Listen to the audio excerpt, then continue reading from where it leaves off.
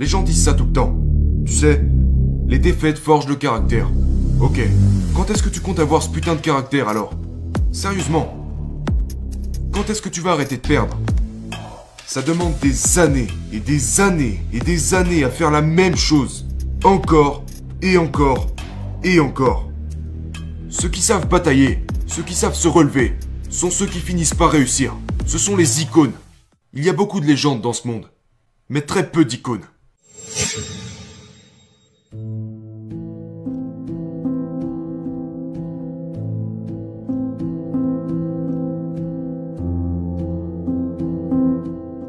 Dans votre livre, vous parlez de 3 niveaux.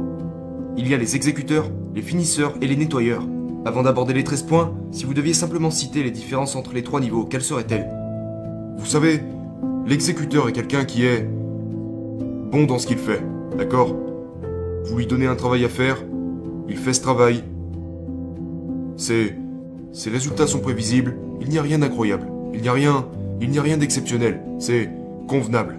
Maintenant, les finisseurs sont des individus qui vous apporteront des résultats exceptionnels tant que vous leur donnerez un plan de match et qu'ils n'ont pas trop de variables à gérer. Ok? Et puis il y a les nettoyeurs. Les nettoyeurs vont chercher les meilleurs résultats, encore et encore. Mais voici la clé. Ils élèvent tous ceux qui se trouvent autour d'eux. Un nettoyeur va élever le niveau de ses coéquipiers. Et il ira chercher ce qui se fait de mieux de nombreuses fois. Pas qu'une fois, pas qu'une seule fois. Peu importe la situation, peu importe le poids qu'ils portent sur leurs épaules, ils ont la capacité de se concentrer, peu importe les circonstances. Et tu sais, quand on parle de sport, ok, on parle de gars qui doivent faire face à des blessures, qui ont aussi des problèmes personnels. Ce sont des êtres humains, comme tout le monde. Mais le nettoyeur ne ramène jamais ses problèmes au travail. Il ne les ramène jamais au travail. Une fois qu'il a mis le pied sur un terrain de football américain, un terrain de baseball, un terrain de foot, un terrain de basket, ça n'a aucune incidence sur lui.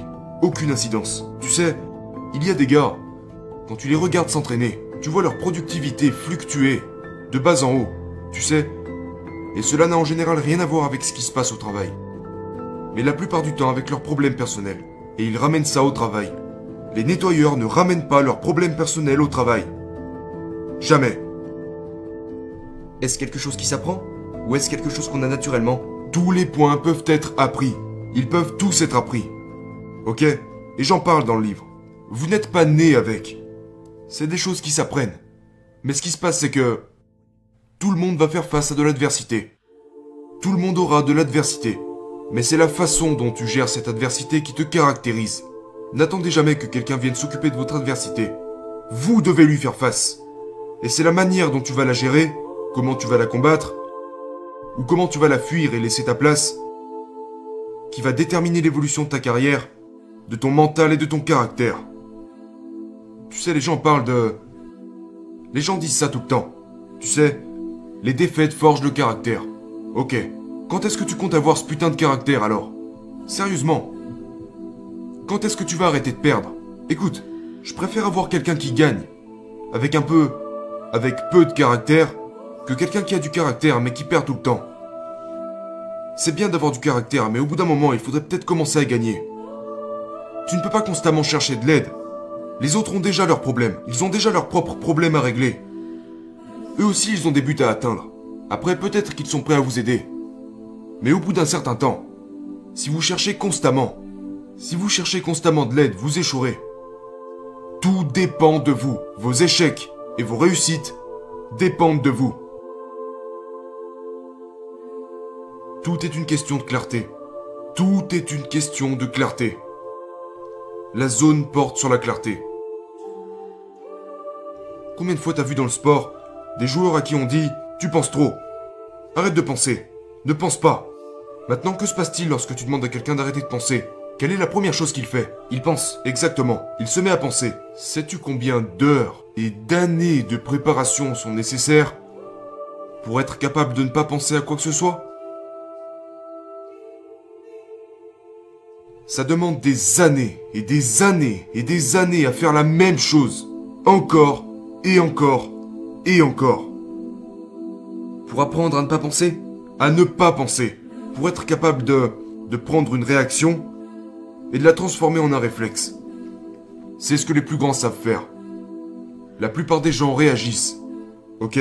Les meilleurs, c'est leur instinct. C'est impulsif, c'est inné. Ça devient des réflexes. J'ai déjà dit ça. Écoute, fais confiance à ton instinct. C'est ce que font les finisseurs. Tu sais comment ça se passe pour les nettoyeurs? C'est leur instinct qui leur fait confiance. Les engagements que vous avez envers vous-même doivent être plus grands que ceux que vous avez envers les autres. Qu'est-ce que ça veut dire? Ok, la plupart des gens sont absorbés par les engagements qu'ils ont envers les autres. Ok? Vos engagements envers vous-même doivent être immenses, dans le but d'atteindre le plus haut niveau et d'être le meilleur. La pression que vous vous imposez doit être plus grande que la pression qu'essaierait de vous mettre n'importe qui d'autre sur cette planète. Vos attentes envers vous-même doivent être bien plus élevées que celles de n'importe qui d'autre, que vous ne pourrez céder face à personne d'autre que vous-même. Donc la clé avec les nettoyeurs, et c'est le plus difficile, la chose la plus difficile à faire, est d'élever le niveau de chaque personne autour de vous. Parce qu'en général, le gars va se dire « Si moi je peux le faire, pourquoi t'y arrives pas ?» Mais tout le monde ne peut pas le faire. Ok? J'adore celle-là. Tu sais, les gens disent partout « Nous sommes tous nés avec de la grandeur. » Nous ne naissons pas avec cette putain de... Et tu trouves de nouvelles manières d'y arriver. La première chose que Michael Jordan faisait chaque année, et Kobe le faisait aussi, c'est « Je dois ajouter quelque chose de nouveau à mon jeu. » Et ce, à chaque année. Et c'est ce qui sépare les meilleurs des meilleurs de tous les temps.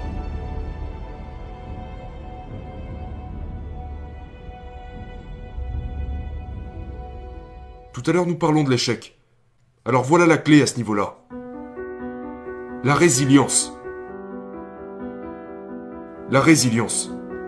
Quand les choses tournent mal, quand un tas de conneries commencent à se manifester, ok? Que tout le monde vous tire dans des directions différentes en vous disant que vous ne pouvez pas faire ci, que vous ne pouvez pas faire ça, tu as ça. Tu as la résilience pour leur prouver qu'ils ont tort. Ce n'est jamais, jamais assez, ok? Les gens disent toujours, tu sais, tu dois aimer le travail. Tu dois aimer ce que tu fais.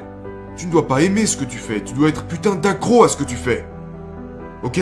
Tu dois être accro à la victoire. Tout comme l'échec peut être une addiction, la victoire peut être une addiction. Mais tu sais quoi? Tu ne peux pas gagner. Tu dois échanger une dépendance contre une autre dépendance. Donc si tu perds constamment, tu dois échanger cette dépendance contre la victoire. Mais voici le problème. Quand tu remplaces une dépendance, devine quoi? Tu dois en remplacer une autre, puis une autre, puis une autre, encore et encore. Ok? Tu ne peux pas travailler de petites heures. Tu dois travailler de longues heures. Les gens disent « Ah ouais, j'adore celui-là. Il me rend complètement fou. » Tu dois travailler plus intelligemment, pas plus dur. Tu dois travailler plus intelligemment et travailler plus dur.